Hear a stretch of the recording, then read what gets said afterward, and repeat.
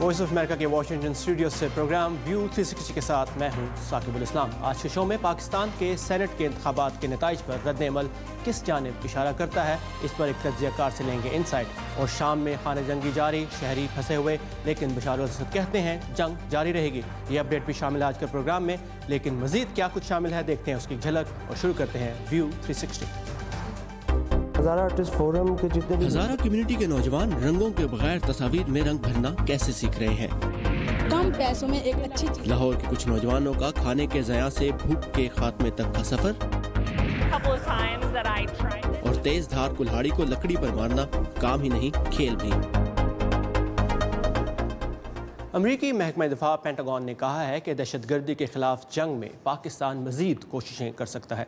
ये बात पेंटागन की तर्जुमान ने एक न्यूज़ ब्रीफिंग के दौरान पाकिस्तान से मुतल्लिक सवाल के जवाब में कही। उनका मज़ीद क्या कहना था जानते हैं कैपिटल हिल पर मौजूद नदीम याकूब से। नदीम, पाकिस्तान के मुतल्लिक मज़ीद क्या कहा उन्होंने? वज़ारत दिफा की तर्जुमान डायना वाइट ने कहा कि दहशतगर्दी के ख़िलाफ़ जंग जो है वो एक अहम मोड़ पर पहुंच चुकी है और पाकिस्तान को इस मौके का फ़ायदा उठाते हुए दहशतगर्दी के ख़ात्मे के लिए मज़ीद इक़दाम करने चाहिए। उन्होंने कहा कि पाकिस्तान ने दहशतगर्दी की वजह से बहुत सफ़र किया है और अमेरिका चाहता है कि वो पाकिस्तान के मिलकर इस के ख़िलाफ़ इक़दाम करे। तालिबान के साथ जो मुज़ाकरात के हवाले से जो तर्जुमान है उन्होंने कहा कि अमेरिका चाहता है कि वहाँ पर जो अफ़गान सिक्योरिटी फोर्सेस हैं उनकी मदद करे, उनको तरबियत दे ताकि वो तो वहाँ पर तशद्दुद का ख़ात्मा कर सकें। तालिबान को चाहिए कि वो तशद्दुद तर्क करें, अफ़गान आइन को तस्लीम करें और मुज़ाकरात की मेज़ पर आएँ। अफ़गानिस्तान में जो भारत का किरदार है उस हवाले से भी उन्होंने कहा कि अमेरिका जो अफ़गानिस्तान के अलावा अहम मामलात हैं उस हवाले से न्यू दिल्ली से मुशावरत करता रहेगा। ये बयान जो है पेंटागन की तरफ से ऐसे वक्त में आया है जब पाकिस्तान की सेक्रेटरी ख़ारजा कल से यानी मंगल से यहाँ वाशिंगटन का दौरा करने वाली हैं और तवक्को की जा रही है कि वो आला अमरीकी हुकाम से मुलाकात करेंगी। इससे पहले नेशनल सिक्योरिटी काउंसिल की जो जनूबी एशिया के लिए डायरेक्टर हैं लीज़ा कर्टिस, उन्होंने भी इस्लामाबाद का दौरा किया है। जी साकिब। नदीम हमारे साथ थे कैपिटल हिल से। Thank you Nadeem for these updates. और पाकिस्तान में सेनेट के इंतखाबात के बाद इलेक्शन कमीशन की तरफ से सरकारी नताइज का ऐलान कर दिया गया है। इन इंतखाबात में सियासी हलकों की तरफ से मिले जुले रद्द-ए-अमल का इज़हार किया जा रहा है। अक्सरियत हासिल करने वाले से जमहूरियत के तसलसल के लिए खुशाइन करार दे रहे हैं, जबकि कुछ मुबैना बदउनवानी की तरफ भी इशारा कर रहे हैं। पाकिस्तान में साल 2018 आम इंतखाबात का साल है। सेनेट के इंतखाबात में एक ऐसी सियासी जमात के हमायत याफ्ता उम्मीदवारों की अक्सरियत की कामयाबी जिससे ताल्लुक़ रखने वाले वज़ीर-ए-आज़म को मुल्क की आला तरीन अदालत नाअहल करार दे चुकी है। ये सूरत हाल और सेनेट के इंतखाबात पर नताइज पर रद्द-ए-अमल मुल्क के सियासी और जमहूरी अमल को किस समत में जाता हुआ देख रहा है। बात करेंगे पाकिस्तान में Pakistan institute of legislative development and transparency के बानी और सदर अहमद बिलाल सूफ़ी से, अहमद बिलाल महबूब से। अहमद बिलाल, व्यू 360 के लिए वक्त का बहुत बहुत शुक्रिया। सेनेट के इलेक्शंस का रिज़ल्ट देखते हुए क्या आप पाकिस्तान के सियासी अमल से मुतमईन हैं? जी बिल्कुल, मेरे ख्याल में सेनेट का इंतखाब वक्त पे हो जाना, जिसके बारे में बहुत शकूक का इजहार किया जा रहा था, और फिर ऐसी फिजा में जिसमें पाकिस्तान की एक सूबाई असम्बली ने अपने लीडर ऑफ द हाउस यानी चीफ मिनिस्टर को भी अदब एतमाद से पहले रुखसत कर दिया था। वहाँ पे चेंज ऑफ गवर्नमेंट हो गई थी, तो बड़ी आम फिजा ये थी कि शायद कोई असम्बलियाँ डिसॉल्व हो जाएंगी और इलेक्शन नहीं हो पाएंगे। वजीर आज़म डिस्क्वालीफाई हो चुके थे। तो ऐसे में सेनेट का इंतखाब बर वक्त हो जाना और इस तरह से हो जाना कि उसके ऊपर कोई बहुत बड़ा सवालिया निशान नहीं है, मैं समझता हूँ एक बहुत सेहतमंद कदम है और ये जमहूरियत को आगे बढ़ते जाने की तरफ एक अच्छा मुस्बत इशारा है। लेकिन सवालिया निशान तो लगाया है पाकिस्तान तहरीक इंसाफ ने। उन्होंने कहा है कि सेनेट के इंतखाबात में वोटों को ख़रीदे जाने की तहकीकात होनी चाहिए। तो क्या ये मुतालबात जमहूरी अमल को मजबूत बना रहे हैं या कमज़ोर? देखिए, ये शकूक व शुबहात उस वक्त होते हैं जब लोग अपनी पार्टी लाइन से हट के शक पड़ता है कि किसी और पार्टी के उम्मीदवार को उन्होंने वोट दिया है। लेकिन हकीकत यह है कि हमारा दस्तूर और हमारा कानून चूँकि सीक्रेट बैलेट के जरिए वोटिंग के ऊपर मबनी है, तो वो इजाज़त देता है कि लोग अपनी पार्टी के अलावा भी किसी और को अगर वोट करना चाहें तो उस पर पाबंदी नहीं है, उन पर डिफेक्शन की क्लास भी लागू नहीं होती। तो और वो लाजमी उसका ये मतलब भी नहीं होता कि किसी ने पैसे लेके या अपने मफादात के लिए किसी को वोट किया है। उसका मतलब सिर्फ ये होता है कि उन्होंने अपने वोट का कुछ हिस्सा, क्योंकि ट्रांसफरेबल होता है, किसी और पार्टी के बेहतर उम्मीदवार को मुंतकिल कर दिया है। तो अगर ये निज़ाम लोगों को मंजूर नहीं है तो फिर उनको चाहिए कि उसके लिए कोई मुतबादल निज़ाम का बिल लेके असम्बली में आए, पार्लियामेंट में आए और उसे पास करवाए। वरना ये तो 1973 के आइन में यही निज़ाम चल रहा है और मैं इसके अंदर तो बड़ी खराबी नहीं देखता हूँ। मुश्किल से 5 से 10% सीटों के ऊपर सवाल उठा है। अगर उसके अंदर कुछ मौजूद मसला है तो उनको अपनी अपनी पार्टी के अंदर डिसिप्लिन को बेहतर करना चाहिए। निज़ाम का इसमें कोई कसूर नहीं है। तो इसमें कानून साजी को आप एक हल के तौर पर देखते हैं, तो सियासी अमल में अदलिया के किरदार पर आपका क्या कहना है, ख़ास तौर से वो इक़दाम जिन्हें कुछ हल्कों की जानिब से जुडिशल एक्टिविज़म का नाम भी दिया जा रहा है? जी, इसके बारे में बहुत से सवालात और मैं समझता हूँ जायज़ तौर पर सवालात उठ रहे हैं।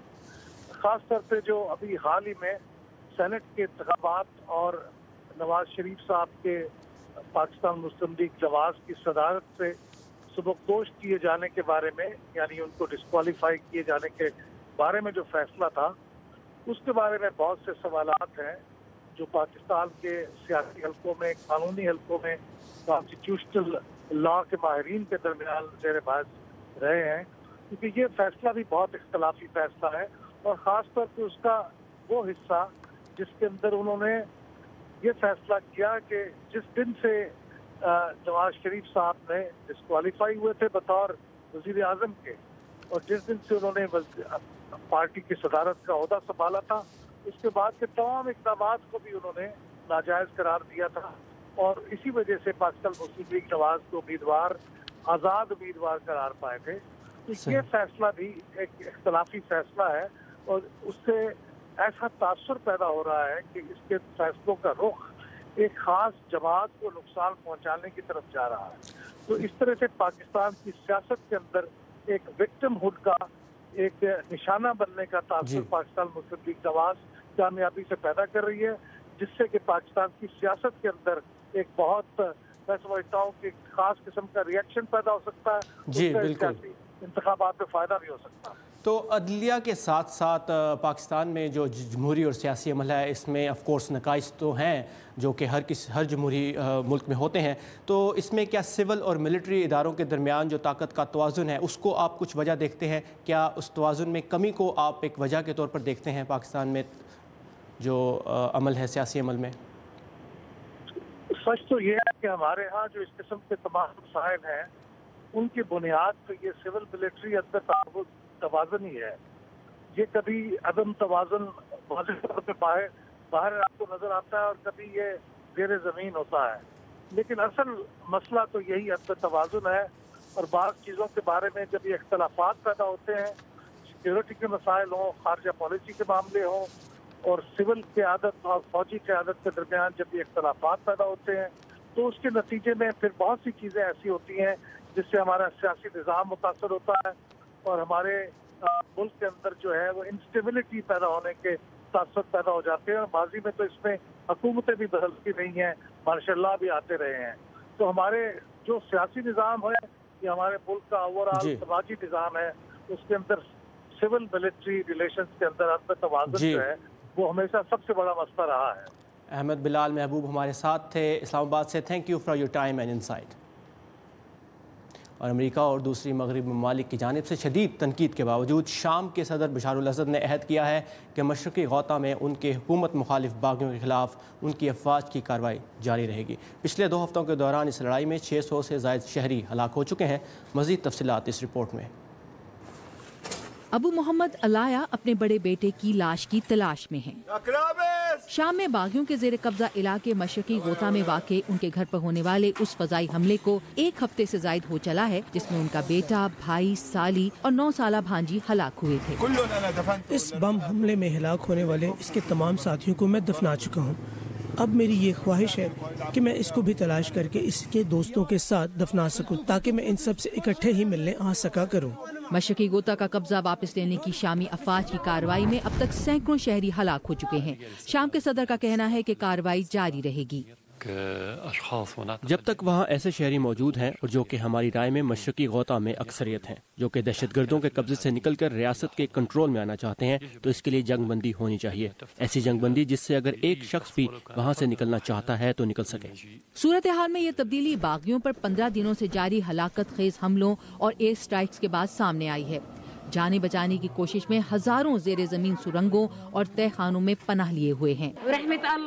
ہم بھوکے ہیں، ہمارے بچوں کو دودھ چاہیے، وہ بے لباس ہیں، ہمیں دھول پھپھوندی اور تباہی کھا رہی ہے، ہمارا حال آوارہ کتوں سے بھی برا ہے۔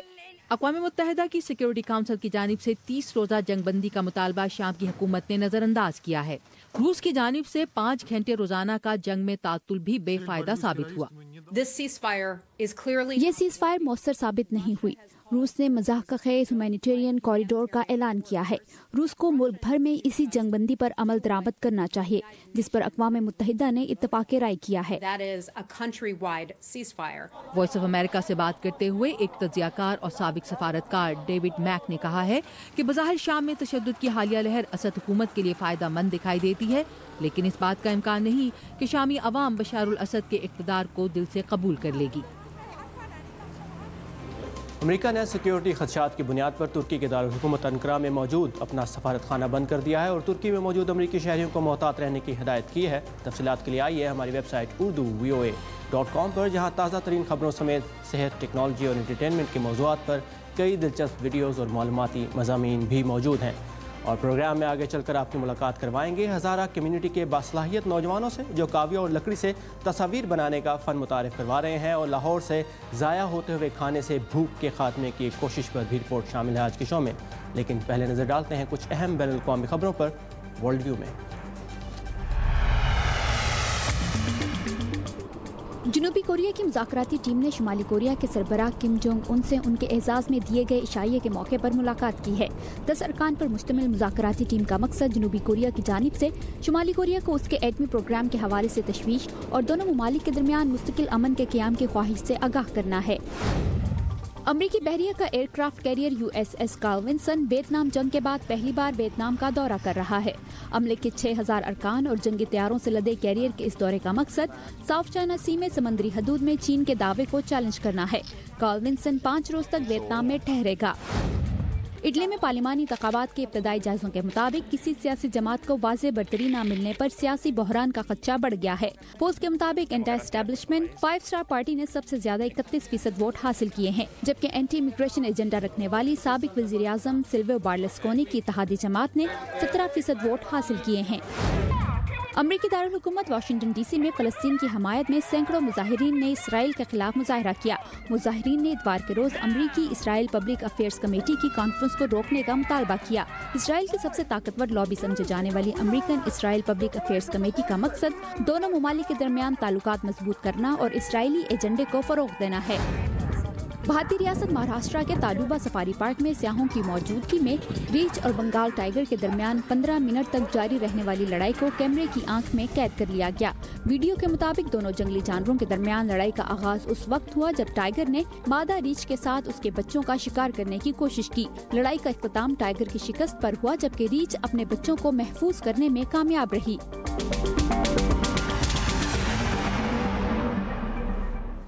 ہالی ووڈ کے آسکر ایوارڈز 2018 کی شاندار شام میں حسب روایت انٹرٹینمنٹ انڈسٹری کے چوٹی کے ستارے شریک ہوئے۔ میزبان جیمی کمل نے جنسی ہراسیت کے خلاف آواز اٹھانے کی مہم میٹو کی حوصلہ افزائی کی اور ہالی ووڈ میں خواتین اور اقلیتوں کے کردار کو سراہا۔ سال کی بہترین فلم کا award the shape of water نے حاصل کیا، جبکہ بہترین ہدایت کار اور اوریجنل اسکور سمیت 4 ایوارڈز اس ہی فلم کے حصے میں آئے۔ بہترین اداکار فلم ڈارکسٹ آور کے لیے گیری اولڈ مین قرار پائے، جبکہ بہترین اداکارہ کا ایوارڈ فلم 3 بیل بورڈز آؤٹ سائڈ ایبنگ میزوری کی فرانسس میکڈورمنڈ کو ملا۔ بہترین اوریجنل اسکرین پلے کا آسکر فلم گیٹ آؤٹ نے جیتا، جو سفید فام بالادستی کے موضوع پر بنائی گئی تھی، جبکہ اسی کیٹیگری میں پاکستانی نژاد رائٹر اور اداکار کمیل ننجانی کی فلم دی بگ سک بھی شامل تھی، لیکن جیت نہیں پائی۔ آسکر ایوارڈز کی تقریبات کی شروعات میں گزشتہ سال دنیا سے رخصت ہونے والے فنکاروں کی یاد میں کچھ مناظر چلائے گئے، جن میں بالی ووڈ کے اداکار ششی کپور اور سری دیوی کو بھی خراج عقیدت پیش کیا گیا۔ اور کوئٹہ میں ہزارہ کمیونٹی کے نوجوانوں کو گتے پر کاویہ نامی اوزار کے ذریعے مصوری کرنے کے فن سے متعارف کرایا گیا ہے۔ اس کوشش اور اس میں حصہ لینے والے فنکاروں کی کہانی کوئٹہ سے بتا رہے ہیں مرتضیٰ زہری۔ کوئٹہ میں ہزارہ آرٹسٹ فورم نامی ایک تنظیم نے فن مصوری سے رغبت رکھنے والے نوجوان لڑکے اور لڑکیوں کے لیے اس فن کی 4 روزہ ورکشاپ کا اہتمام کیا۔ ورکشاپ میں 70 سے زیادہ نوجوانوں نے شرکت کی، جس کے بعد ان کے فن پاروں کو نمائش کے لیے پیش کیا گیا۔ فن پاروں میں خواتین اور بچوں کے حقوق کے ساتھ ساتھ پاکستان میں مقیم افغان پناہ گزینوں اور ہزارہ کمیونٹی کے بود و باش کو نمایاں کیا گیا ہے۔ کاویہ سے لکڑی کو جلا کر اس پر مصوری کے اس فن کی ورکشاپ میں لڑکوں سے زیادہ لڑکیوں نے حصہ لیا۔ نادیہ بطول نے بھی اپنے خیالات کو خوبصورتی سے کینوس پر اتارا ہے۔ اس میں ڈفرینٹ لوگ ہیں، چھوٹے بچے بھی ہیں، بڑے بھی ہیں، سب نے اپنی اپنی طرف سے اپنی کوشش میں مطلب کچھ لوگوں نے اپنے آئیڈیاز کو اس میں جو ہے کنورٹ کیا ہے شیٹ پہ۔ اس میں کافی کام ہے جنہوں نے اس سوسائٹی کے حوالے سے جنہوں نے جو کچھ فیل کیا ہے اسی کو بنانے کی کوشش کی ہے۔ ورکشاپ کے منتظمین کے مطابق اس نمائش میں ہزارہ فنکاروں کے علاوہ شہر کی دوسری برادریوں کے فنکاروں نے بھی حصہ لیا ہے۔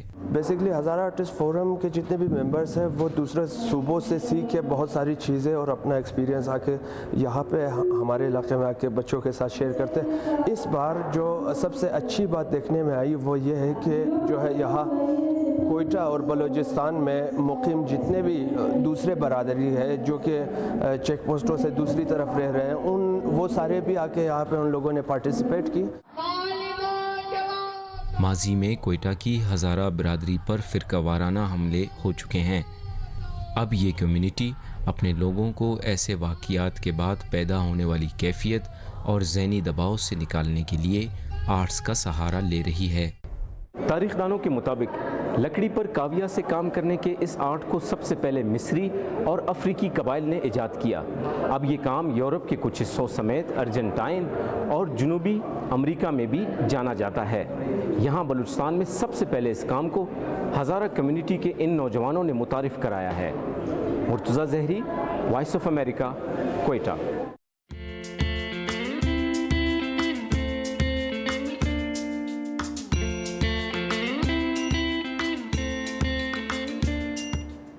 پاکستان میں شادی بیاہ اور دیگر تقریبات پر بہت سا کھانا ضائع ہوتا ہے، اور ایسے کھانے کو غریب اور مستحق افراد تک پہنچانے کے لیے لاہور میں 3 نوجوانوں نے مل کر ایک ایسا فوڈ بینک قائم کیا ہے جو شادی ہالز میں ہونے والی تقریبات اور ریسٹورنٹ سے بچا ہوا کھانا اکٹھا کر کے سستے داموں غریب لوگوں تک پہنچاتا ہے۔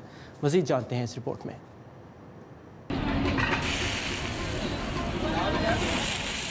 ہماری ایک پوری ٹیم ہے اس کی فوڈ کے حوالے سے، 6-7 لوگ ہم نے رکھے ہوئے ہیں۔ جو پلیٹ میں فوڈ بچ جاتا ہے اس کے جو صاف پیس ہوتے ہیں اس کو وہ سیپریشنز کرتی رہتی ہے، تو رات کو پھر جتنا بھی بچ جاتا ہے وہ چاہے بفے کا ہے، چاہے وہ پلیٹس کا ہے، چاہے وہ کچنز کا ہے، وہ ہم سیو کرتے ہیں اپنے چلرز میں۔ تو اس کی صبح پراپر ایک ریکارڈ بنتا ہے، انٹری ہوتی ہے، تو پھر رسک جو لمس کے اسٹوڈنٹ چلا رہے ہیں اور ان کی ایک ٹیم آ جاتی ہے صبح فوڈ کلیکٹ کرنے کے لیے۔ لاہور بھر میں اس جیسے کئی ریسٹورنٹس کا بچا ہوا یہ کھانا رزق شاہ نام کی ایک رکشہ سروس کے ذریعے پہنچتا ہے، ایک ایسے فوڈ بینک جہاں اس کا شدت سے انتظار ہوتا ہے۔ ہمارے تو بچے کھا کے بڑا خوش ہوتے ہیں، ہم نے پہلے کبھی زندگی میں بھی نہیں کھایا ہوتا جو ہم ادھر سے کھا کے اچھا لگتا ہے۔ مٹن پلاؤ ہوتے ہیں، چکن منچورین ہوتے ہیں، شاشلیک ہوتا ہے، چکن جل فریزی وغیرہ، شوارمے، برگر، زنگر، پھر پیزا وغیرہ ہوتے ہیں، ہر طرح کے بہت اعلیٰ کھانا ہوتا ہے۔ جب وہ کم پیسوں میں دیتے ہیں تو آتے ہیں، پھر تو کوئی بھی نہ کھا سکے ایسے، اتنی جو لائن لگی ہوئی ہیں یہ اسی وجہ سے کہ کم پیسوں میں ایک اچھی چیز ہمیں مل رہی ہے۔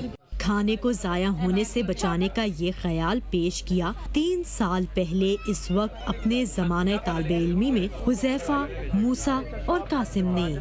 آؤٹ آف گڈ فیتھ ہم نے کہا کہ ہم کھانا پک کریں گے، جس کا بھی کھانا ہے ہمیں، اپنے فون نمبرز ہم نے فیس بک پیج پر دیے، اور وہ گرو کرتا کرتا اتنا ہوا کہ ہم نے آفٹر گریجویشن وی ٹوک اپ ایز اے کیریئر۔ ہمارے پارٹنر ریسٹورانٹس، کیٹرنگ کمپنیز، شادیوں، سب سے کھانا آتا ہے، یہاں سارٹ ہوتا ہے، کوالٹی ایشورنس، کوالٹی چیکس کے بعد ان لوگوں کو دیا جاتا ہے۔ غذائی قلت پر قابو پانے کے لیے کام کرتی یہ ٹیم اسلام آباد اور کراچی میں بھی قدم رکھ چکی ہے۔ پرائس ہم ایک متعین کرتے ہیں جو کہ بہت کم پرائس ہوتی ہے، 10 روپے فی بندے کا کھانا، یہ پرائس ہوتی ہے۔ اس کا صرف ایک یہ مقصد ہوتا ہے کہ ہم ڈگنیٹی اور رسپیکٹ لوگوں میں چاہتے ہیں کہ وہ کھانے کو اون کریں اور مزید کھانا ضائع نہ ہو۔ فلی 10 سالوں میں 2500 فوڈ بینک پاکستان کے ڈفرینٹ علاقوں میں بنانا چاہتے ہیں اور انشاءاللہ گلوبلی ایکسپینڈ کرنا چاہتے ہیں اس ماڈل۔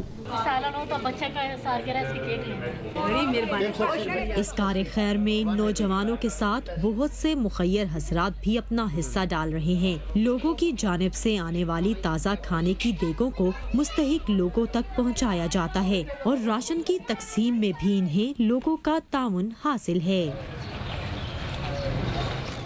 اگر آپ کھیلنے کے لیے نیا کھیل ڈھونڈ رہے ہیں تو ایکس تھروئنگ یعنی کلہاڑی پھینکنے کا شوق اپنا سکتے ہیں، جو نہ صرف کم خرچ ہے بلکہ ماہرین کا کہنا ہے کہ بظاہر دیکھنے میں خطرناک نظر آنے والا یہ کھیل ذہنی دباؤ کو کم بھی کرتا ہے۔ مزید جانتے ہیں اس رپورٹ میں۔ ہتھوڑے اور کیل کی طرح تیز دھار کلہاڑی اور لکڑی کا بھی چولی دامن کا ساتھ ہے۔ بیڈ ایکس تھروئنگ کلب میں لنزے راؤٹ جیسے کھلاڑی کلہاڑی پھینکنے کے اپنے خوف پر آہستہ آہستہ قابو پاتے ہیں۔ آپ اسے آگے کو جھلاتے ہیں اور پہلے چکر میں اس کا بلیڈ آپ کے چہرے کے قریب سے گزرتا ہے، تو مجھے اس کی عادت ڈالنے میں یقیناً کچھ وقت لگا۔ ڈارٹس کی کھیل کی مانند مقابلے کے حریف ٹارگٹ پر نشانہ لگا کر پوائنٹس سکور کرتے ہیں اور ڈارٹس کی طرح اس کی بھی حکمت عملی بنانی پڑتی ہے۔ آپ کو کلہاڑی جس قدر ممکن ہو سیدھی اور براہ راست تختے کی جانب پھینکنی ہوتی ہے تاکہ اس کا بلیڈ لکڑی کی سطح میں پیوست ہو سکے۔ بہترین نشانے کے لیے کھلاڑیوں کو تیز دھار والے بلیڈ اور بہت سے تختوں کی ضرورت ہوتی ہے۔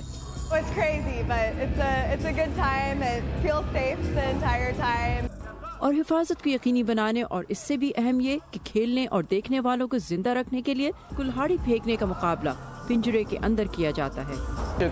سوائے اس کے کہ آپ کلہاڑی کسی اولمپک گولڈ میڈلسٹ کی طاقت سے پھینک رہے ہیں، یہ زیادہ دور تک نہیں جاتی اور نہ ہی جانی چاہیے۔ 2014 میں شروع ہونے والا بیڈ ایکس تھروئنگ اب شمالی امریکہ میں کلہاڑی پھینکنے کا سب سے بڑا شہری کلب بن چکا ہے۔ یہ کلب کینیڈا کے فوڈ بینکس اور پورٹریکو کے طوفان سے متاثر افراد کی امداد کے لیے فنڈز اکٹھے کرنے کے لیے تقاریب منعقد کرتا ہے، لیکن ان کھلاڑیوں کا آخری گول کلہاڑی پھینکنے کے عالمی مقابلے کے لیے کوالیفائی کرنا ہے جو دسمبر میں ہوگا۔ اراش ارابسادی کے ساتھ صبا شاہ خان، اردو VOA۔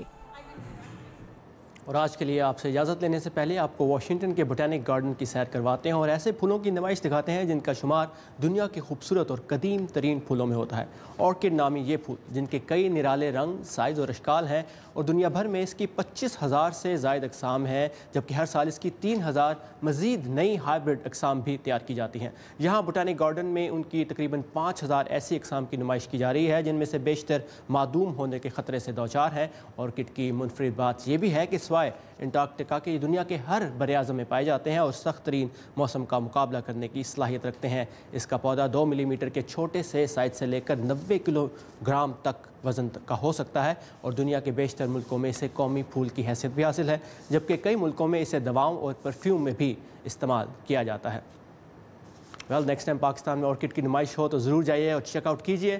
تو یہ تھا آج کا ویو 360۔ ہمارا اور آپ کا رابطہ قائم رہتا ہے facebook.com/view اردو کے پیج پر اور ہمارا ٹویٹر ہینڈل ہے @urduvoa۔